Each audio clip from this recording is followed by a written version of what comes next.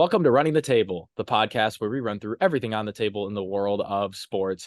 And as the NFL season is entering the back third, a lot has happened, especially in this week. It was a really exciting one with a lot of fun games, fun storylines, and more. So, Tim, are you ready to go? Let's run it. Let's do it. Week 13, starting with the Seattle Seahawks and the Dallas Cowboys. A lot of offense in that one. The Cowboys win 41-35. Both quarterbacks in that game absolutely balled out. Dak Prescott continued his tear, and Geno Smith arguably played better, was the sole reason that the Seahawks were even in that game, matching the Cowboys blow for blow. DK Metcalf went absolutely bonkers with 134 receiving yards and not one, not two, but three touchdowns. But the deciding factor was the defense. The Cowboys have the better defense. They got one more stop, and they came up on key fourth downs in the fourth quarter, late in the game, multiple times. And quite frankly, that was the difference. It's a tough loss for the Seahawks because it drops them out of the playoff race. But, the Cowboys, they're at 9-3. They get a game up on the Eagles. And, now things get interesting in the NFC East. No kidding. This game to me, obviously both teams played very well. I mean, you see 35-41. There are at least a lot of offense. But to me, what you're looking at is you're looking at two teams that are going in the complete opposite direction. The Seahawks started the season very, very well, and they've been stumbling. They've lost quite a few games. Obviously, this one they didn't lose in, I would say, a poor fashion. They lost really just because the Cowboys offense has just been that good. But they have been struggling. Meanwhile, Dallas, had some hiccups to start the season, and they have been coming on, especially their offense, a lot as of late. And this one was a crazy one back and forth. I liked what I saw out of everything. Dallas's offense continues to impress, especially with not turning the ball over very much. That has helped them put up, massive numbers and really make Dak Prescott's job relatively easy in the fourth quarter. Although this one was close because their defense did get torched a little bit by DK. But overall, the Seahawks got to figure out what it's going to take for them to right the ship and find what made them that playoff contender that we saw in those first 5-6 weeks.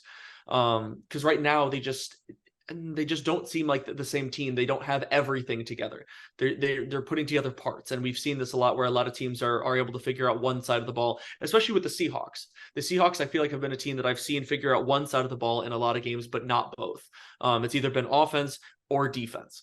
And to be fair, it's been hard to stop this Dallas offense lately. So I don't necessarily blame them, but they got a few things to figure out. Obviously, with running with Charbonnet as your starting running back, not exactly what you want to do, but they're making do with what they've got.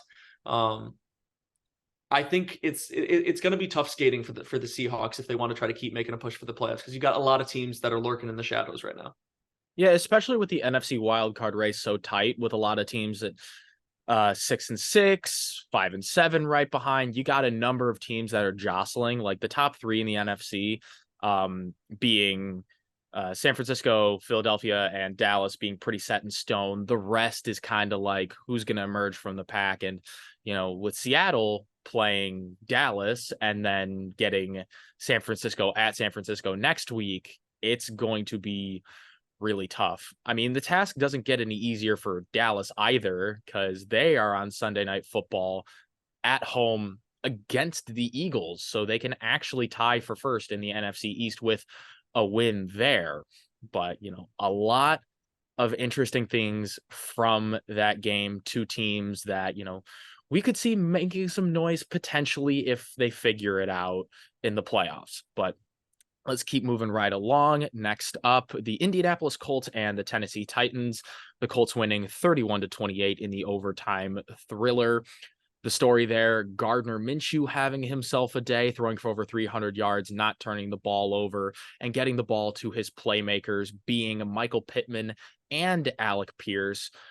Michael Pittman is quietly having a career year, and nobody's talking about it. Absolutely nobody thing about Michael Pittman this year is talking but about he's been unbelievably solid, if not very good. But the problem is, the Colts aren't one of the best teams in football or best teams in the AFC. Their team has obviously been riddled with injuries here and there, whether it be obviously Jonathan Taylor out right now, Anthony Richardson. So, their lineups have been Yeah, all over and the place. like But and he that's the has other continued thing. to shine game in and game out. That's the other thing. Like with Michael Pittman stepping up, no Anthony Richardson, no Jonathan Taylor. Zach Moss went down for a period of time. So it was really Minshew throwing to those weapons. Like Pittman has become a safety blanket. Alec Pierce had over 100 yards in the game. I mean, Kylan Granson even broke off a big run and catch. Like, And he's been a non-factor for most of the season. They kind of moved on from him at tight end for quite a bit.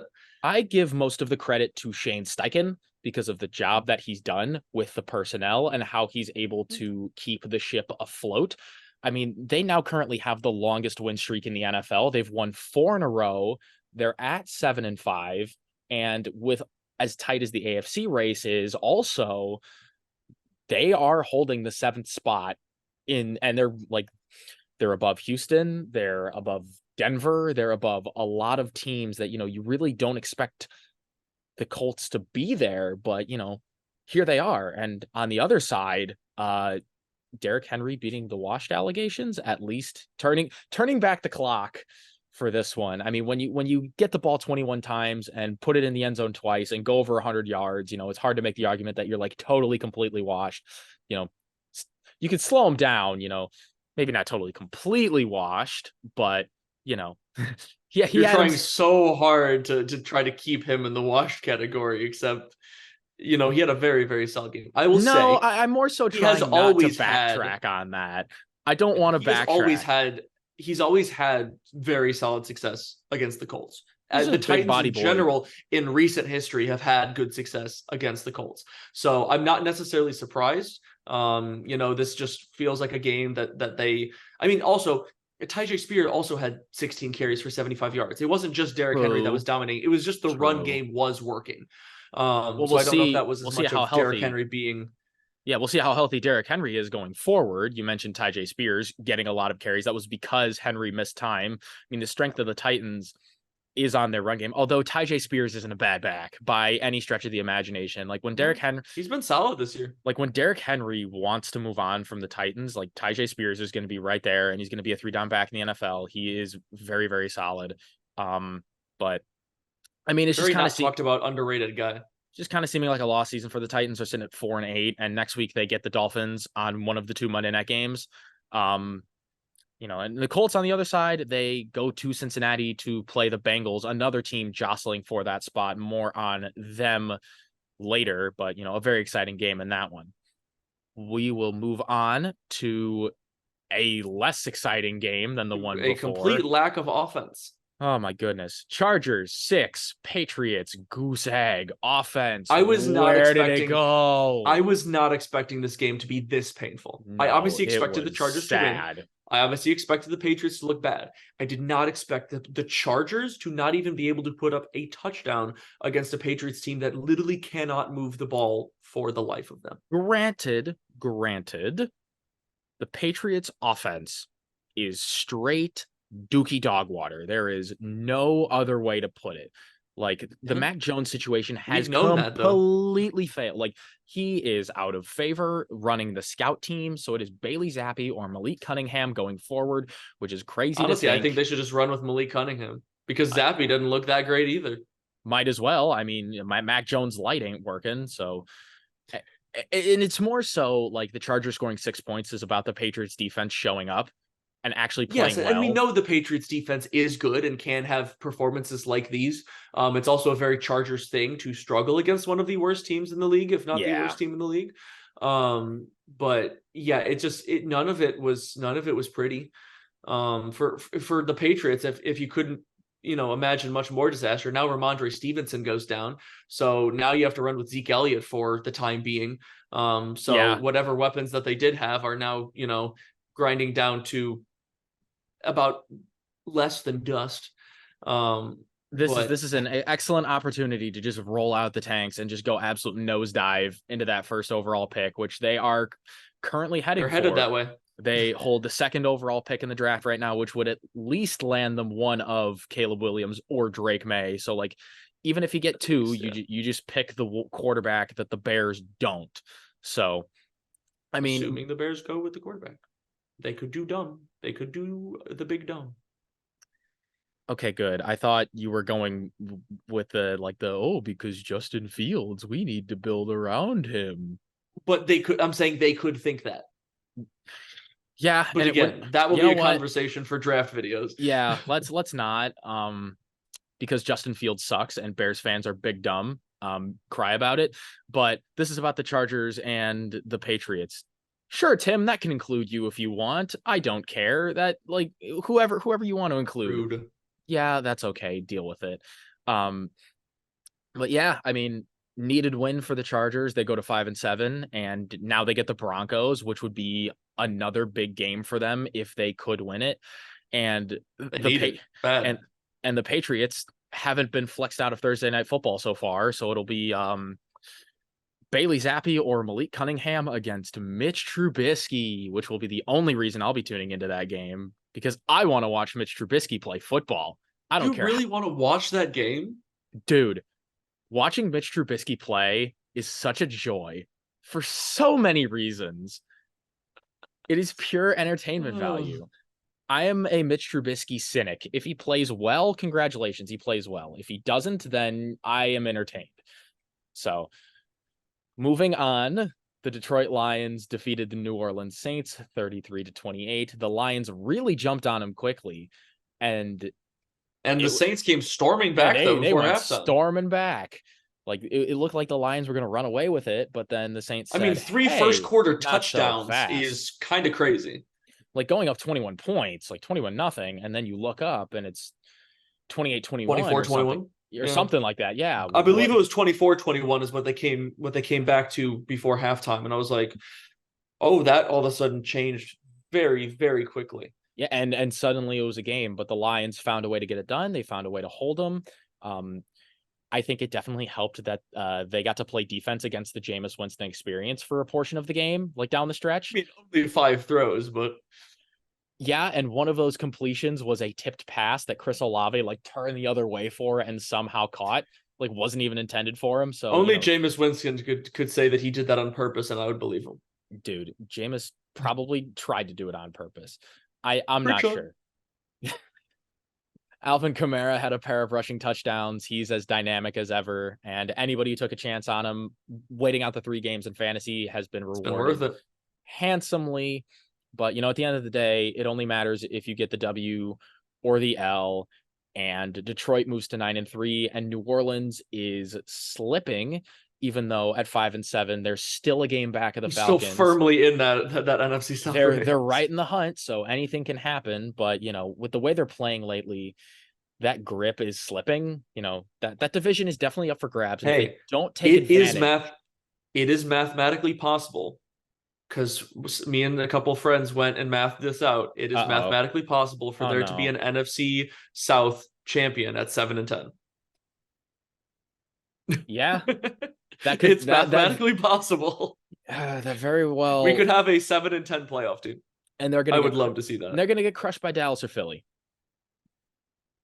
and that's how that's gonna go. But oh geez, don't even bring that up. But the Lions at first place in the NFC North get the Bears at Soldier Field, so that'll be a fun one for both teams. The Saints, they get a good bounce back opportunity against the hapless Carolina Panthers. So we'll see. For the Lions, shout out Sam Laporta though. Still great pickup for fantasy, and holy moly, has he been a dynamic tight end for the Lions thus far.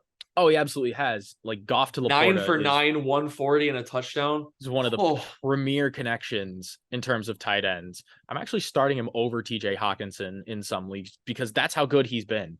He's been that consistent.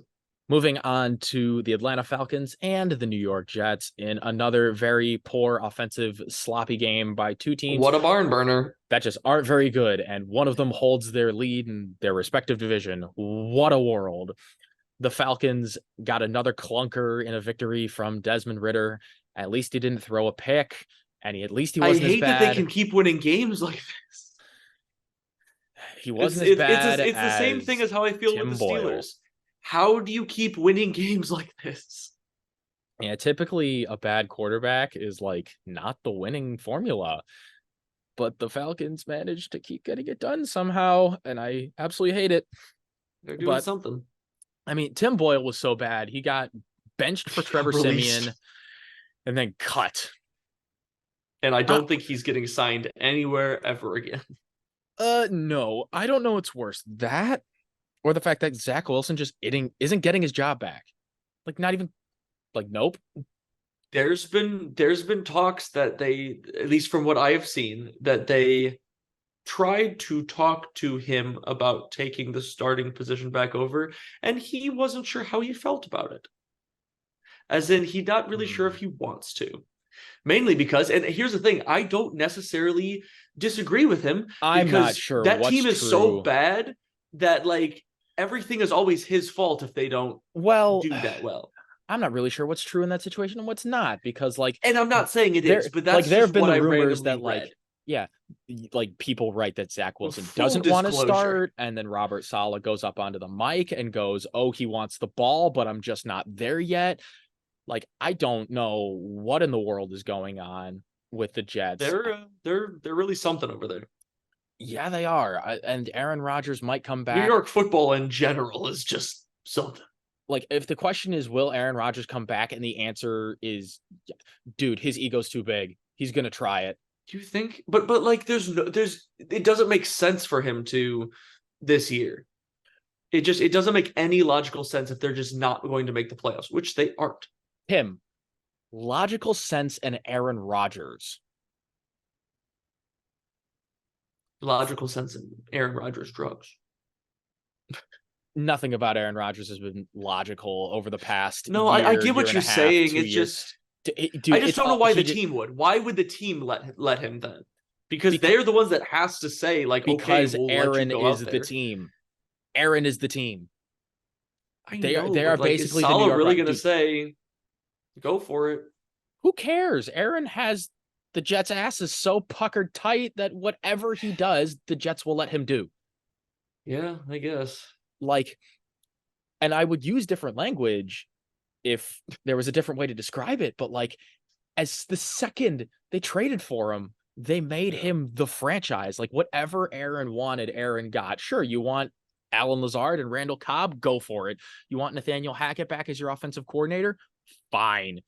You want us to like sign a bunch of free agents that we're not even going to use? Fine. Like, it's Healthy scratch Alan Lazard. oh my good. Well, you know what? In this game, he actually played. So, at Didn't least this do game, anything, but he was out there. he was there. He wasn't a healthy scratch. $12 million they're paying him. But man, the Jets are crazy. I expect to see Aaron Rodgers back out on the field in a few weeks. As nuts as that sounds, it's Aaron. Absolute utter insanity.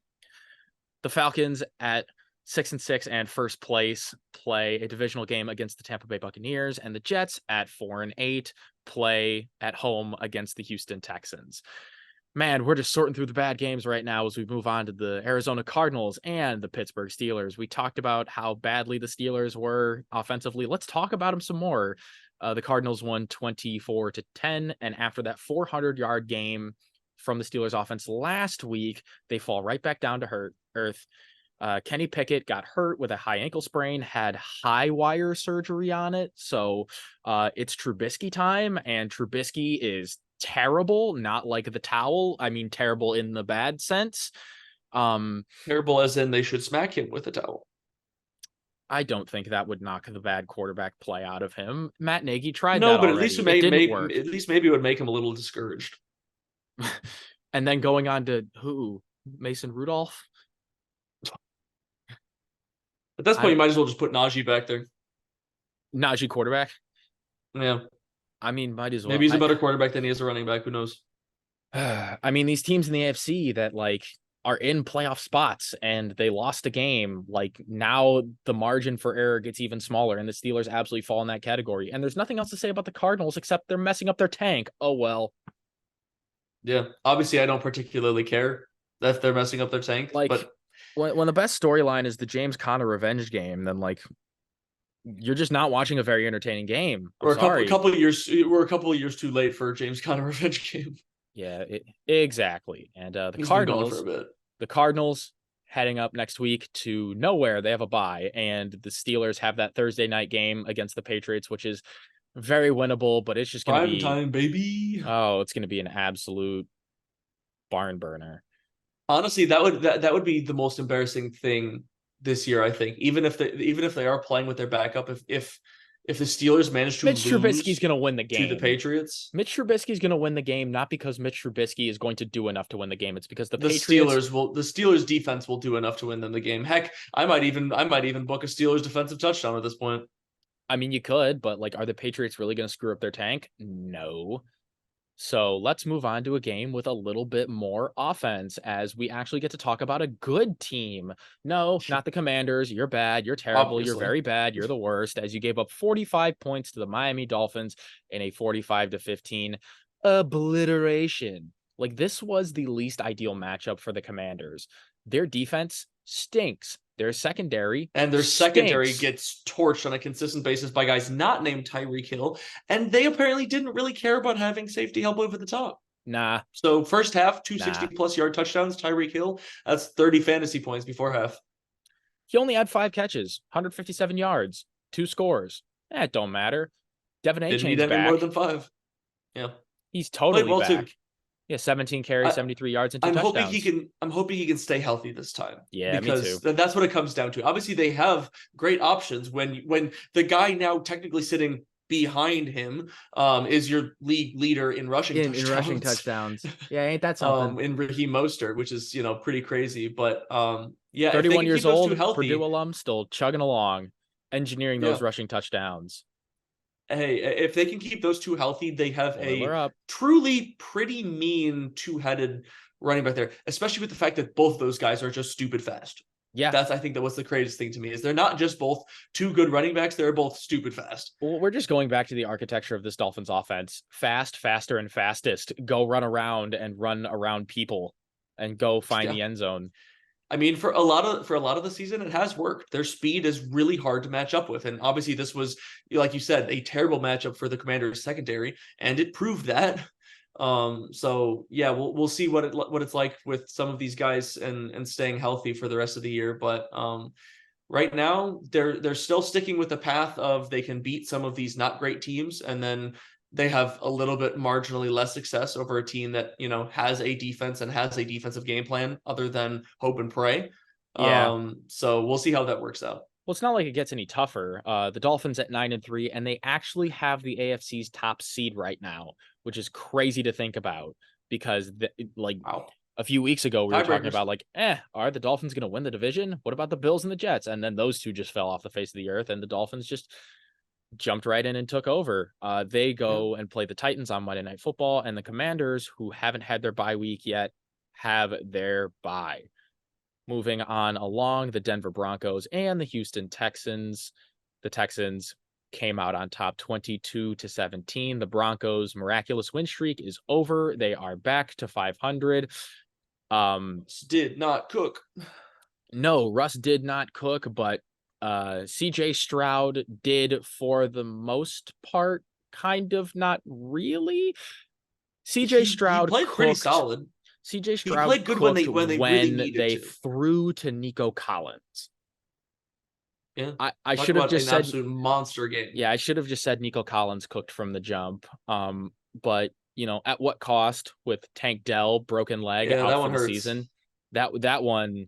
Because he's been so electric in recent memory for these last couple of games. Is obviously Nico Collins has still been a very good force for them, but he's been kind of up and down. Now he's going to become a real focal point. So we'll see if he can keep up that consistency when pretty much all eyes are going to be on him for the most part out wide. And obviously it worked in this game because Tank Dell went down pretty early, didn't even register a statistic before he had to go out. Now he's down for the rest of the season. But now it's going to be all him. In this game, he tripled the amount of receptions of anybody else. And the only guy that was even remotely close was Brevin Jordan at 3 receptions and 64 yards. So we'll see if they can do a little bit better at spreading the ball around more. Obviously, we know the Broncos defense can be pretty solid when they're not facing the Dolphins. So I'm not necessarily surprised that this wasn't a complete cakewalk for the Texans offense, but Yeah. going forward, they'll definitely need to spread the ball around a bit more and hopefully get more out of the run game to make up for some of the loss in dynamic play from Tank Dell. And talking playoff implications for both these teams, the Texans at 5-7 are the 8th seed, and the Broncos are right behind them at 6-6 because they hold the tiebreaker over both the Bengals and the Bills. So, I mean, coming down the stretch, it's really wide open. Anybody can take it. It's just a question of who's going to step up at the opportune time, who's going to rise to the occasion, and who's going to shrink. The Texans have an excellent opportunity to win again at the Jets, and the Broncos, big divisional game at the Chargers. The next game we have is the Carolina Panthers and the Tampa Bay Buccaneers, which resulted in a Buccaneer victory, 21-18.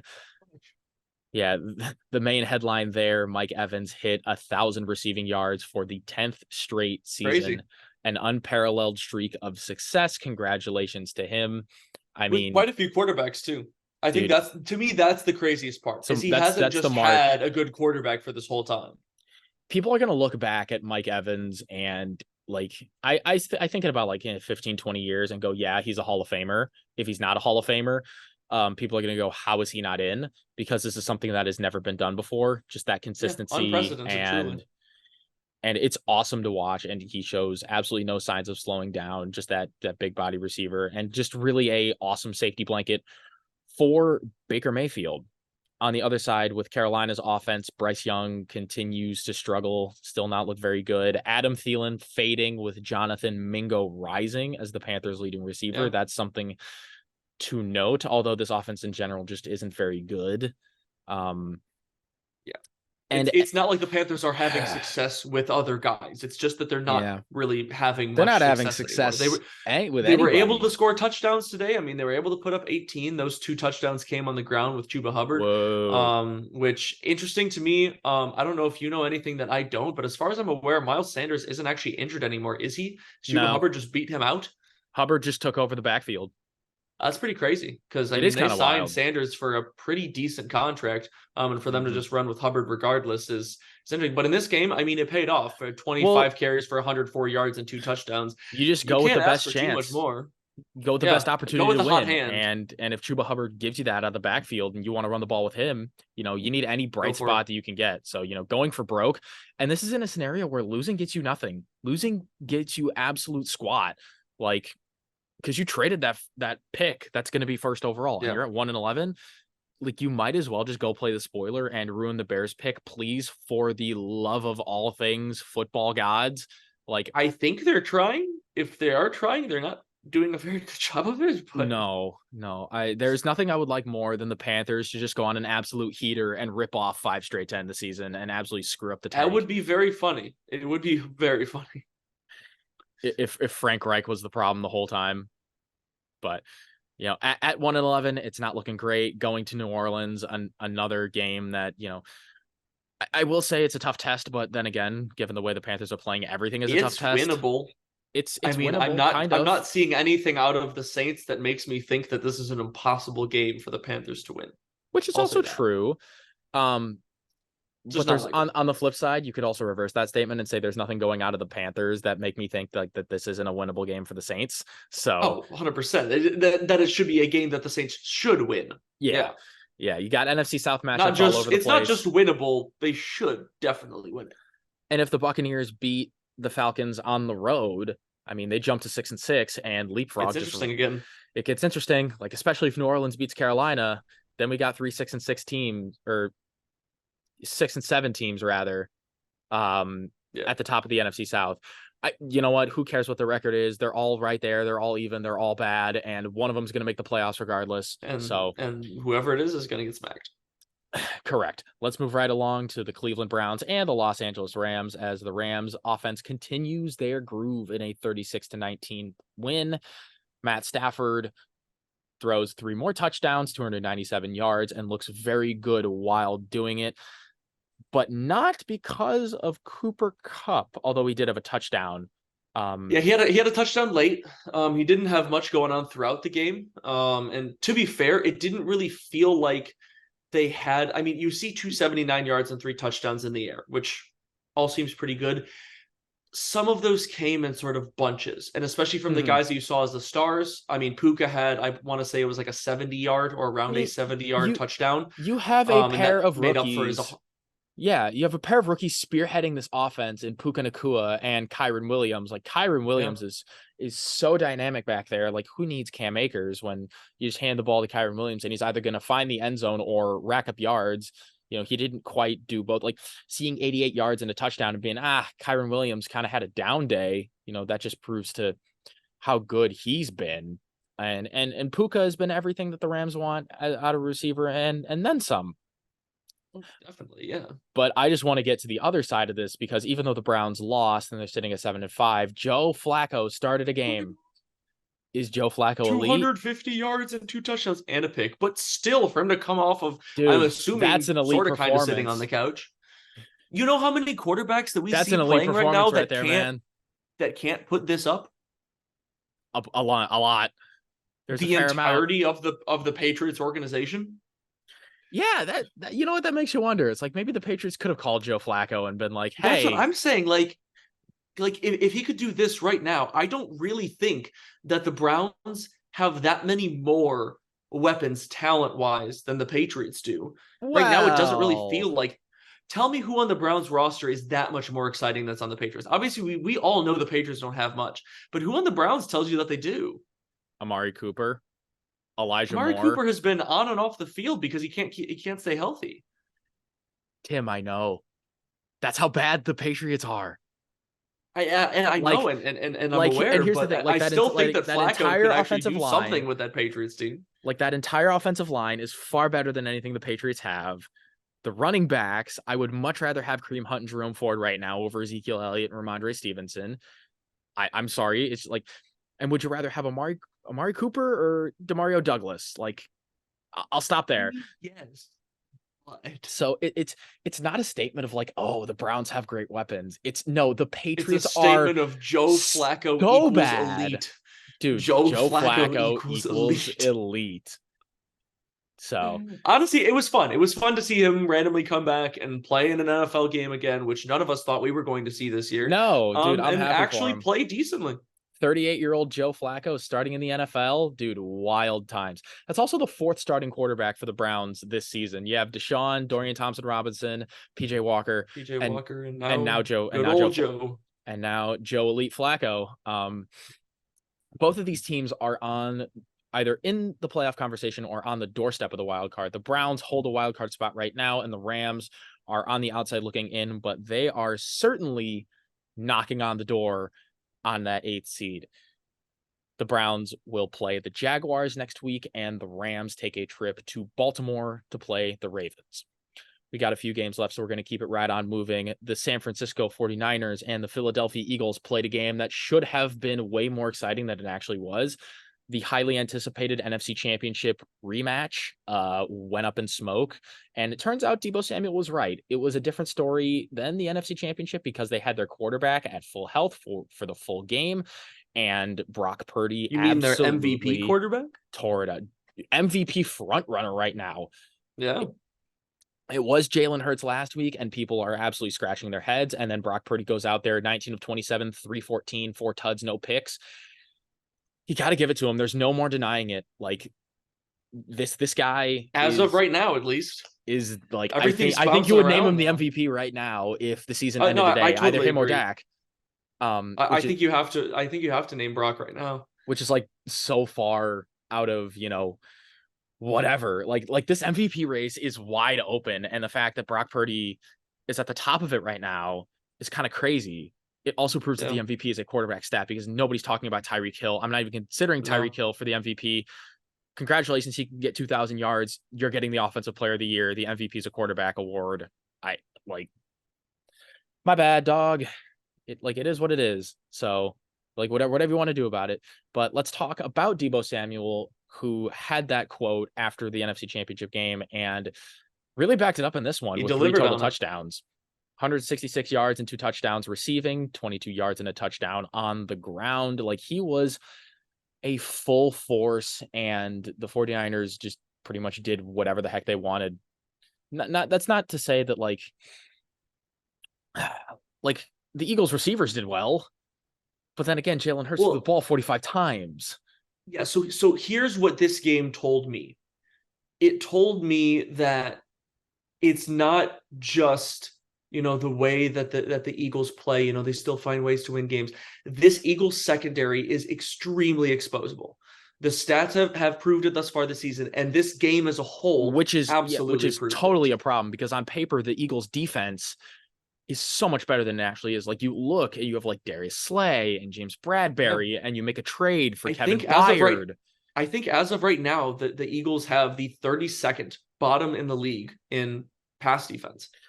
And then you go sign Shaq Leonard, and you have like Jordan Davis, that's not going to fix anything. And Jalen Carter. Well, you know what? You got to try something different, because clearly what is Shaq Leonard going to do to your passing defense? That is not our problem to solve.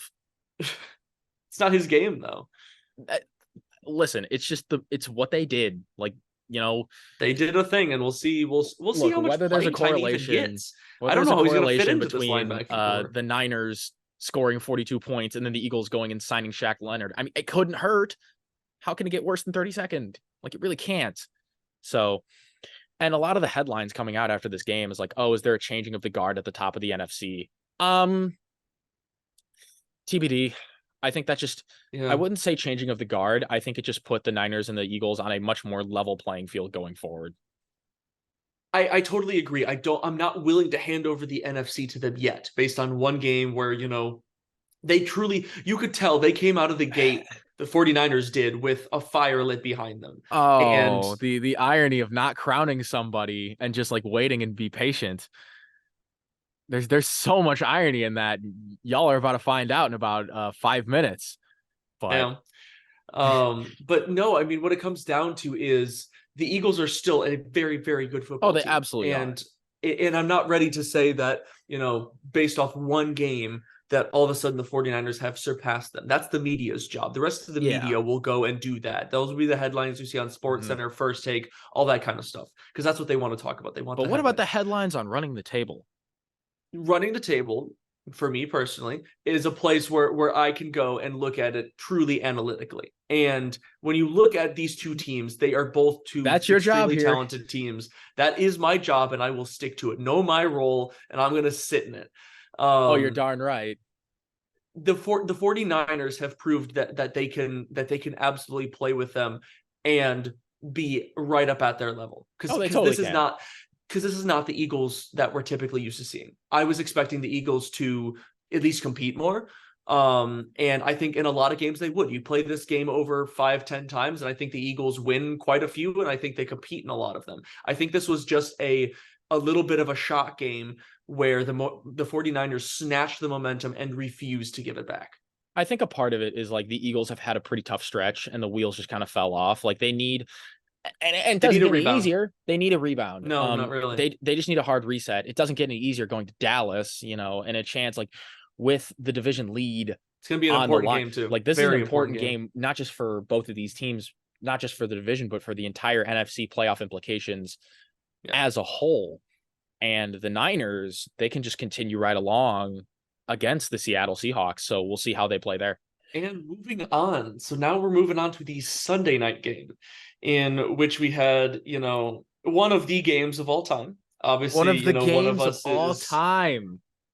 It was happy for one of us. I did actually watch this whole game, and we're of course talking about the Chiefs facing the Green Bay Packers, where the Packers end up on top. 27-19. Darn right we did. I told y'all, I've been trying to tell y'all, book it. It was booked, and it came to fruition. Hey, it was a very good game. I think the thing about this game that I noticed, first, was the fact that the Packers set the tone of this game. They set the tone early and often by getting on the board with their first 2 touchdowns, and limiting the Chiefs inside the red zone multiple times. That was huge. That was huge. And I'm going to cut you off. But before we talk about any actual game, let's talk about the refs. Let's get it out of the way.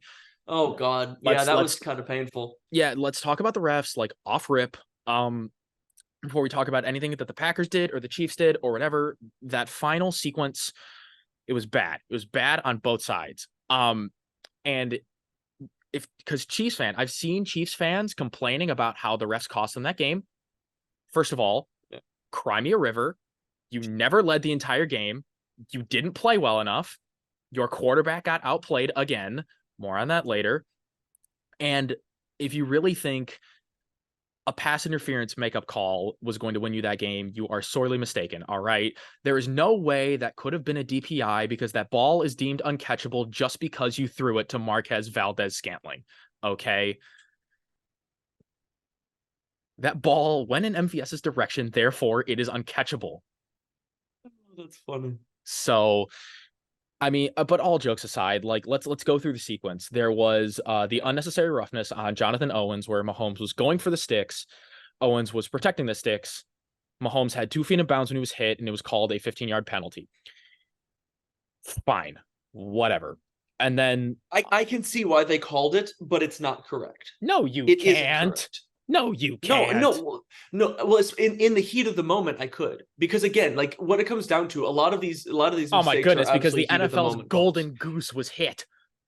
Well, and like he wasn't complaining. You're not wrong. Like I'm not saying you're wrong about it because it being Mahomes is the one that got hit. But again, the league just isn't taking chances with those type of penalties anymore. They don't want to see hits like that. So they were looking for a reason to call and not necessary roughness. I'm not saying it's the right call because I didn't agree with the call. When I saw the replay, obviously saw he got hit hard. But when I looked at the replay, I'm like, no, he's still in bounds. He's a runner. He didn't give himself up. No, he did not indicate that he was, swerving out of bounds. Because if you start making that the standard and guys start letting up, it's exactly the same situation of why they banned Kenny Pickett's fake slide. I was just going to say that it's the Kenny Pickett fake slide. Where you could do that, and then you could just keep running up the sideline. So it's like the play that Le'Veon Bell, Le'Veon Bell went around the outside, and like the guy just thought he was going out of bounds, so he didn't tackle it, and he just went right in for the end, like for a touchdown. So, there was that call. And then afterward, directly after, Carrington Valentine went for a ride on Marquez Valdez-Scantling's back, had a little piggyback ride. Definitely defensive pass interference. That is objectively the correct call, but it was 1000% a makeup call because they didn't give us, like they nixed us on the 15-yard unnecessary roughness. So, they're not going to call, like, 2 wrongs don't make it right. Whatever, over and done with.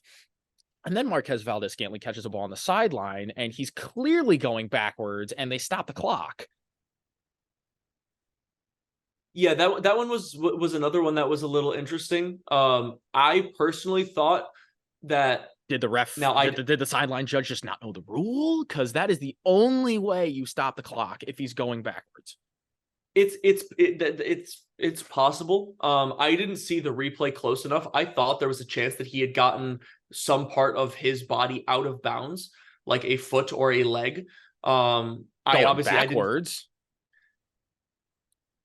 Like in the replay, he caught it a few yards in bounds.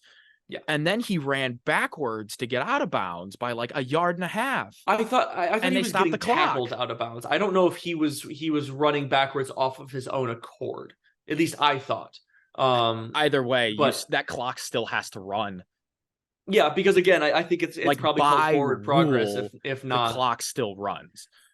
Yeah. And then I'm not even going to talk about because when do you ever call a DPI on a Hail Mary? Like give me a break. As soon as I saw that play and they were showing replays, I'm like, I don't care what happened, you don't call a DPI in a Hail Mary because there's so much happening there that you could at least call 3 or 4 defensive holdings or DPIs on any. You could probably call a handful of offensive pass interferences on most Hail Marys. Oh, you definitely can. Everyone's just scrambling for the ball. So exactly. No, I don't want to hear about just it. Go get it by any means the Hail Mary. And the fact that like Chiefs fans expected, wanted, and then whined when it wasn't called, that just like more so proves that the Chiefs get bailed out in primetime games. But like, all right, referees are terrible. Whatever. Yeah. The game. Are we going to talk about the game? All of ref ball aside, because the ref ball definitely.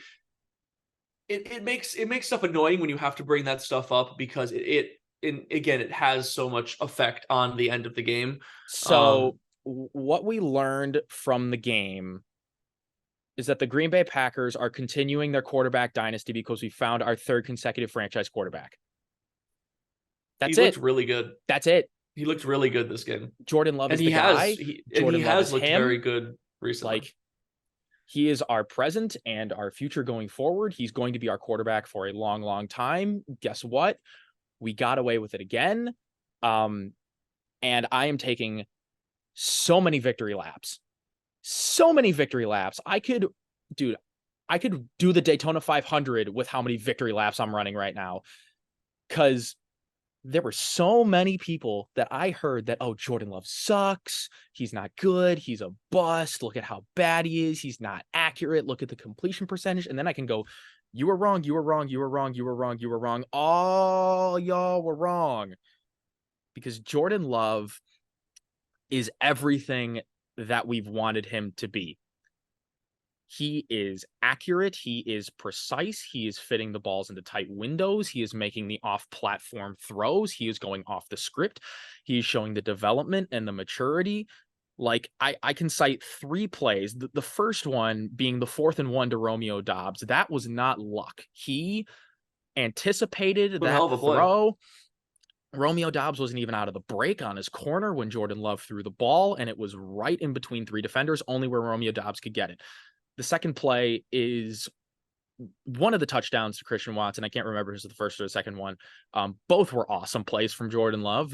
The one where he stepped up, scrambled in the pocket, was a runner, reset his feet, kept his eyes downfield, and threw a strike in stride to Christian Watson. And then the other touchdown was he put that ball in the perfect place where only his guy could get it. And it was a deep throw. It was down the field. It was beautiful. Like, from where Jordan Love and the Packers were, like, against the Raiders and the Broncos, it's like you almost got to pinch me because it's too good to be true. It is night and day, truly. I mean, they're playing entirely different football right now. Because guess what? They are the 4th best team in the NFC, and there's nobody that can really argue with me on that. The only teams that are better than Green Bay in the conference are San Francisco, Philadelphia, and Dallas. Nobody else wants to see us. If you want to make an argument for Detroit, guess what? We played them on Thanksgiving and we kicked their ass. Yes, but it's waxing gibbon. They were bound to lose that game. Doesn't matter. The moon. Oh my God. Shut up about the moon. Shut up about the moon. But it's why they lost. No, they lost. No, I get what you're saying. Right now, the Packers are one of the hottest teams in the NFL right now, if not the hottest based on their last couple of games. Like, you beat Justin Herbert, you beat the 9-3 Lions, and then you beat the defending Super Bowl champions. And who was the better quarterback in each of those matchups? Jordan Love, Jordan Love, Jordan Love. And no, you and I talked about this. It is not any stretch of the imagination to say that he flat out outplayed Mahomes in this game. He looked more comfortable. He made better throws, and the big thing, he made better decisions. Because when you were talking about the ways that Jordan Love has improved, the biggest thing for me is that I have seen. Obviously, I've not watched as much of the Packers as you have, but to me, it's been improved decision making. He's making better decisions now, and by doing so, he's turning the ball over less. He's putting the ball where it needs to be, and when he's needing to take off and make something out of nothing, he's doing that. And obviously, he can do that because of his athleticism. Big athletic kid. He can run. Like, he can change the arm angles. It's the flick of the wrist. Like, and it's not just that. It's that everything is gelling for the Packers. Like, Jordan Love is the perfect personification of where the Packers are, like, a few weeks ago to where they are now.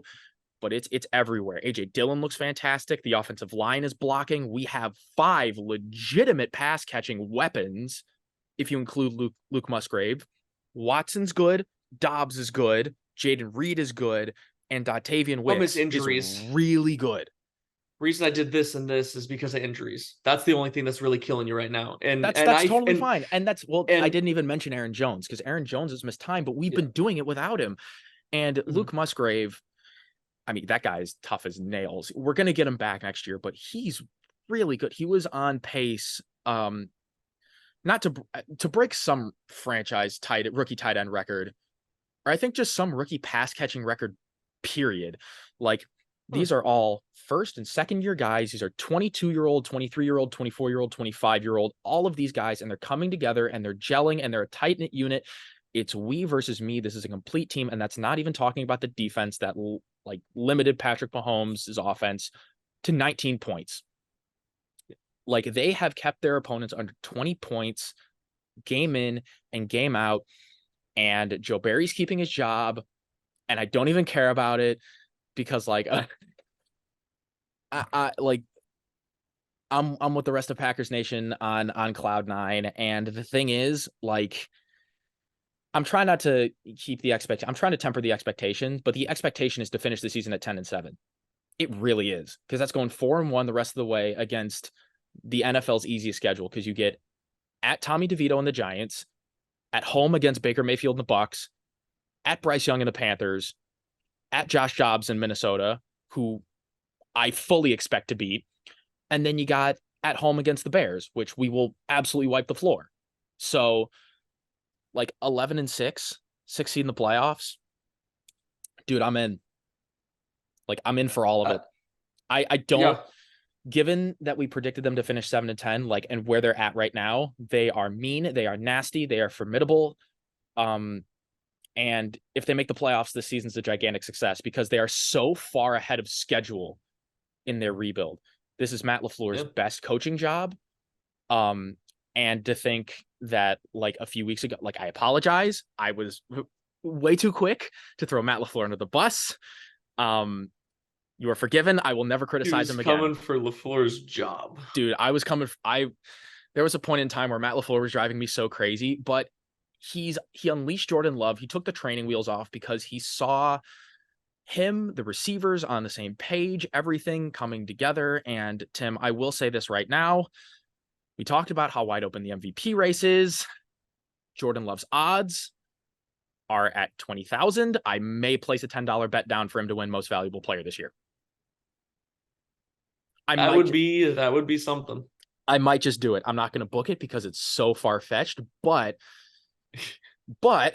if a lot of things go right, a lot of things would have to go right. I will tell you that. I'm talking about like Jordan Love continuing this absolute heater that he's on the rest of the way. The Packers finishing 11-6, looking absolutely phenomenal. And like, I think like Brock Purdy would have to like have his eyes gouged out, or like Dak Prescott would have to like break his leg again, or like Jalen Hurts would have to like die, but it's possible. You'd have to see a lot of those quarterbacks on those top teams right now really take a nosedive if they don't get hurt. CJ Stroud would have to like poop himself. Yeah, I don't even know. The one thing, and you kind of made mention to what your answer to this question would be earlier, but I'm still going to pose it regardless. Sure. Say most of what you just said happens in some way. You see a bunch of those top quarterbacks essentially plummet, or they start turning the ball over a ton, even if they don't necessarily, play horribly, they turn the ball over a bunch. Because like Jordan Love, it was 10 turnovers, but like since the Pittsburgh game, he has not turned it over at all. No picks, no fumbles. Like, it's been awesome. But say all of that happens, and yet you have Tyreek Hill go for 2,100 yards. You say Tyreek's still not even in the conversation, like sets the NFL record solidly. Obviously, I know, again, with the extra game asterisk, cool, but like sets the record solidly, 21, maybe even pushing 2,200 yards. Does that still go to Jordan Love as it being a quarterback award? You know what my answer would be. I know, but I still want you to think about it. Oh, trust me, I'm thinking about it. My heart, you know what? Jordan Love will always be the MVP in my heart, no matter how well Tyreek Hill does. Jordan Love will always be my MVP. You sound like a middle school girl talking about her pee-wee football player boyfriend. Will always be the MVP of my heart. Number 10 on the field, number 1 in my heart. J Love, that's a signature. J and a heart. But oh man. Because I'm not talking like No, barely setting the record. look, I'm dude. talking like he If does it significantly. look, if he smashes it, then you got to give it to Tyreek. But like, my God, Jordan Love even in the MVP conversation at Oh all? well, yeah, no, I mean, even the fact that we're sitting here right now where we are is pretty crazy. Let's be real here. Obviously, I don't like talking about the Packers or Jordan Love in good light, but you know how I am in terms of the fact of I will see the situation as it is. It has Like, been it has been a very impressive turnaround for the Packers this season. and like, I don't know what to And do with myself. keep So booking it, I guess, because you've been there's booking that, some stuff and it's been working. So, dude. I mean, yeah, might as well. what's next? The Packers are winning the Super Bowl. Book it. No, I'm kidding. How about we go 1 week at a time? See if we can keep parlaying these streaks of book it. Okay, true, but I mean, we're already booking that they're going to defeat Tommy DeVito and the Giants. See, that's not even, yeah, we're getting to the point See, that's in this not part even of a the season with book. some of these matchup. It's just like, okay, right, please. See, here's the thing. I can't really book anything controversial until the playoff starts. Yeah. Because like we Although, went over I the mean, schedule. Here's the thing. It's such a cakewalk that the Packers have to stay on their best football. They have to stay on their guard. They have to keep building one day at a time because this league can humble you so incredibly quickly. Like, and Matt LaFleur and the Packers are totally 1000% aware of that. So you got to keep building. Yes, but so like my yes, but is the fact that we know how easy it is for teams to lose games that they shouldn't. To me, I would say the controversial book it is that the Packers actually do everything that they need to win out the rest of the way, because that would be a very impressive thing. Even though it's against mostly largely inferior teams, I'm not it even would going to still book be a that. very impressive feat for them to go 11-6 and win out the rest of the way. I'm not even going to book that. I'll book 10-7. That I'll book. Because I can absolutely see them, finding one of these games where they come off on the wrong foot in the first half again, and they just dig like throw up themselves a in a clunker. hole. Yeah, where things just don't fall the right way. But it's very possible. I'm just saying though, like, if just say everything goes right and they keep building and they keep looking impressive and they just absolutely wallop these bad teams, then I'm gonna go like play Dallas and play Philadelphia and play San Francisco and say like, hey, we got a shot. Like anything can happen at that point. Like the last time the Packers defense has played that well, they won the Super Bowl. Well, defense is key. So, and like with the fact that like this offense is so young, like I can call the season an abject success right now. Like, yeah, I would say so. Like based on expectations versus reality. Yeah. Screw the last 5 games. Like what Jordan Love has shown, like, and if this is the ceiling, like I can live with this ceiling. I really can. Because that means he's probably going to be the quarterback for the next decade, But the scary thing is, I don't think this is the ceiling. I think there's so much more for Jordan Love to unlock. Yeah, and that's not that crazy to say. Obviously, the improvement has been significant, but there's been no significant signs that this is his limiting point. So we'll see. Consistency is key, but guess what? We do still have one more game. We do still have one more game. A lot of my excitement. The Packers at 6-6, going to the Giants on Monday Night Football. And they're going to absolutely bash the passing Paisanos' brains in. That's a book. That's not even that controversial. Well, given what their D-line looked against the Chiefs versus what we know the Giants' offensive line is, oh dear. Could we see double-digit sacks? Possibly. Rashawn Gary, Kenny Clark, Luke Van Ness, Devontae Wyatt, Preston Smith are going to have a absolute field day. And then the Packers are going to go on and win the Super Bowl. And the Kansas City Chiefs at 8-4 will go play the Buffalo Bills. So an excellent bounce back opportunity for both teams who haven't really been what we expected them to be. Dude, we didn't even talk that much about the Chiefs. Like, what is there? They're a good team that didn't play very well. Yeah, they got outclassed by a clearly superior team. So, that's all I have to say about that.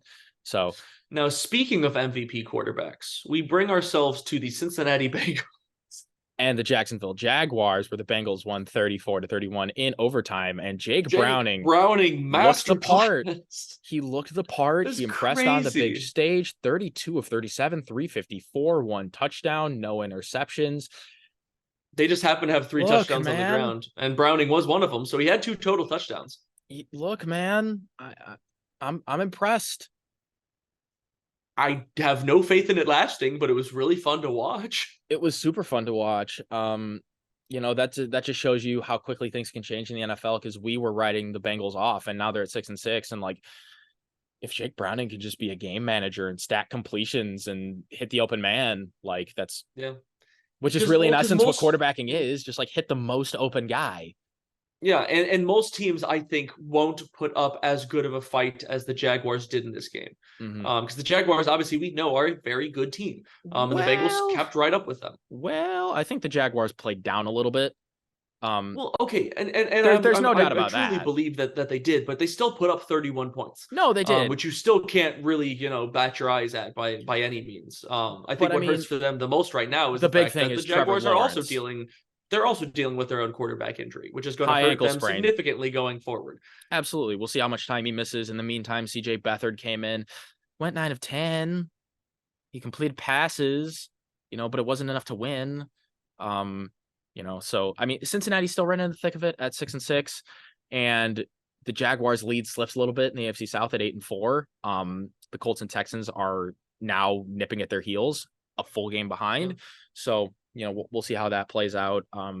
Didn't think we were going to be watching Jake Browning and CJ Beathard, but crazier things have happened in the NFL. Can we take a moment of silence for all of the quarterbacks this year that have gone down? I feel like this has really been unprecedented when it comes to quarterback injuries, and also significant ones. Yeah. Like the amount of quarterbacks that have gone down for either significant time or gone down for the season. It feels like, I don't know what's different, but it's just been bad. Tim, I was going to say no to a moment of silence, but then I remembered my karma and how well my quarterback was playing. And that would not be great on my end if he got hurt. So hey, moment of silence.